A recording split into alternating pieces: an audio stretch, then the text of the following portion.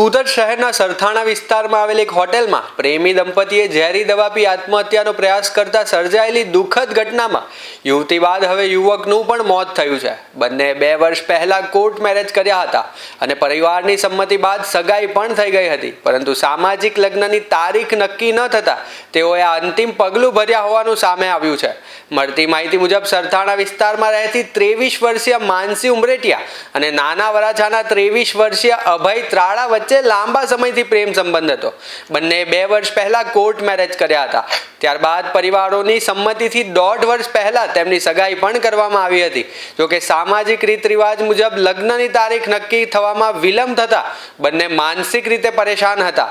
હાલ સરથાણા પોલીસ દ્વારા અકસ્માત મોતનો ગુનો નોંધી વધુ તપાસ હાથ ધરવામાં આવી છે। આજરોજ સરથાણા પોલીસ સ્ટેશન વિસ્તારના લા મરીના હોટલ સિલ્વર બિઝનેસ હબ બાપા સીતારામ ચોક સરથાણા ખાતે રૂમ નંબર 103માં એક સ્ત્રી જેનું નામ માનસી હસમુખભાઈ ઉમરેટિયા, ઉંમર વર્ષ 23, રહેવાસી 73 શિવધારા માનસરોવર ચોક યોગી ચોક સરથાણા તથા એક પુરુષ અભય રામજીભાઈ ત્રાળા, ઉંમર વર્ષ 23, રહેવાસી 163 રૂક્ષ્મણી સોસાયટી નાના વરાછા સુરત નાઓએ રૂમ નંબર 103માં સેલ્ફોસ દવા પી અને પોતાના જીવનનો અંત લાવવાની કોશિશ કરેલ, જે બનાવમાં સ્ત્રી માનસી નાઓનું મૃત્યુ નિપજેલ છે અને પુરુષ અભય જે હાલ સારવાર હેઠળ છે।